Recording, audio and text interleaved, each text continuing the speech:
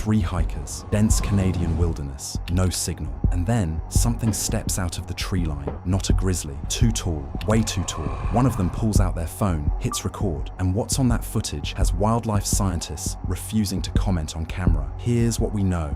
The giant short-faced bear stood 12 feet tall on its hind legs and could run over 40 miles per hour while weighing over 1,500 pounds. Scientists said it died out 11,000 years ago, but that footage, it's still sitting in a government database marked under review. And by the end of this video, you're going to understand exactly why they don't want to talk about it. Because what this animal was capable of doesn't just rewrite history, it changes what's safe to do outside. Because there's something about this creature's body, something hidden deep in its bones, that nobody talks about.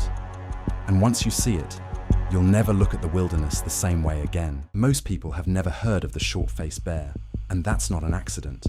For decades, it got a single paragraph in paleontology textbooks, lumped in with woolly mammoths and saber-toothed cats. Extinct, gone. But scientists who actually studied the bones, they got quiet, fast, because what they found inside the skeletal structure of this animal changed everything they thought they knew about apex predators. Unlike every bear alive today, the short-faced bear had toes that pointed straight forward, not pigeon-toed like a grizzly, giving it a fast, powerful, purposeful stride. That might not sound like much, until you realize what it means for speed.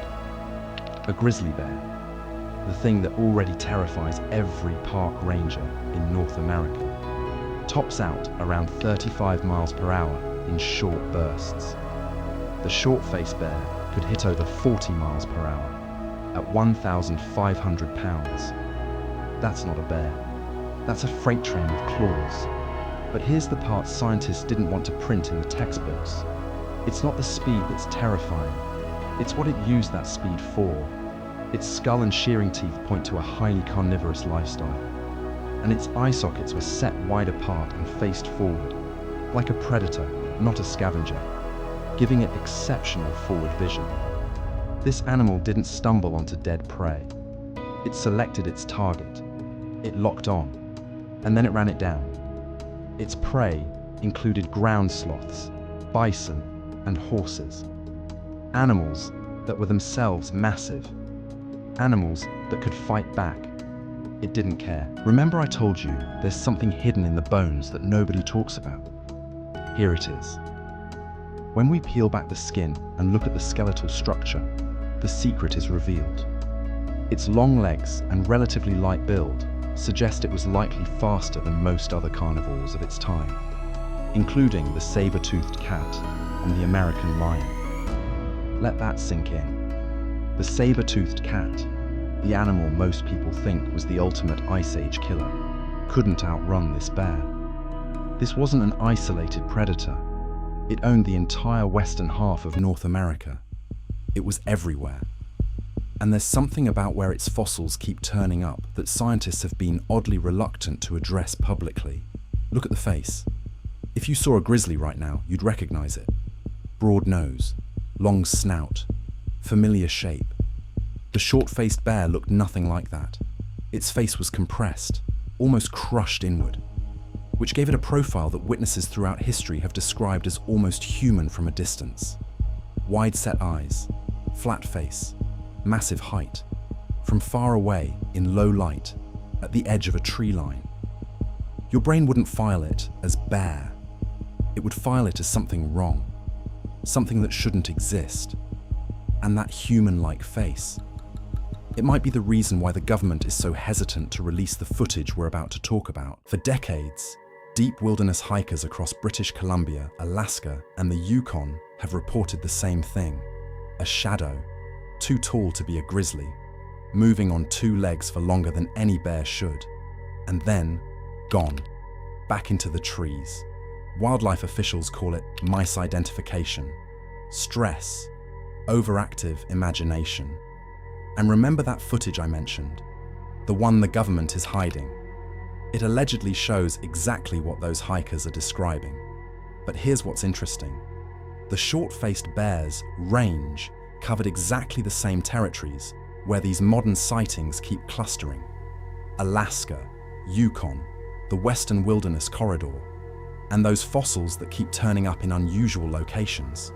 Several have been radiocarbon dated to far more recently than the official extinction window. Quietly, with very little press. One site in particular, and I want to be careful here because this hasn't been fully published, produced remains that don't line up with the 11,000-year timeline at all. We're not saying it's alive. We're just saying the evidence for when it died is a lot messier than your textbook made it sound. Here's the psychological reality of this animal and why it triggers something primal in us. At 5 feet at the shoulder, just walking on all fours, it was already eye level with most humans before it even stood up. Standing upright, it could look through a second-floor window. It weighed as much as a small car. It could smell you long before you ever knew it was there. And it was faster than anything you could ever outrun. Every fear response humans have. The feeling when you're alone in the woods at night. The instinct to not go past a certain point on a dark trail. Evolutionary biologists believe those instincts were shaped by animals exactly like this one. Your ancestors survived because they were afraid of this bear. Your body still remembers it, even if your brain doesn't. So here's where we land. The short-faced bear is officially extinct, officially gone for 11,000 years. Officially nothing to worry about. But the unexplored wilderness of the north is vast. Millions of acres that no biologist, no drone, no satellite has ever properly surveyed. We've discovered new large mammal species this century. Animals we didn't know existed, hiding in plain sight. The footprints people keep finding in the Yukon backcountry measure larger than any known grizzly on record.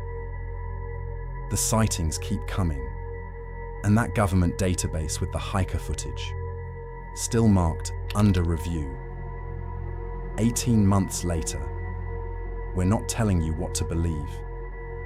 But the next time you're deep in the wilderness, past the trail markers, past the last campsite, in the kind of silence that feels too quiet, and something moves at the tree line that's taller than it should be, remember, this animal could run 40 miles per hour.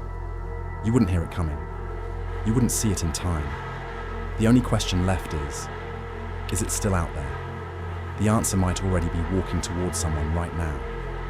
Don't forget to like and subscribe if you enjoyed this video, and check out this video next.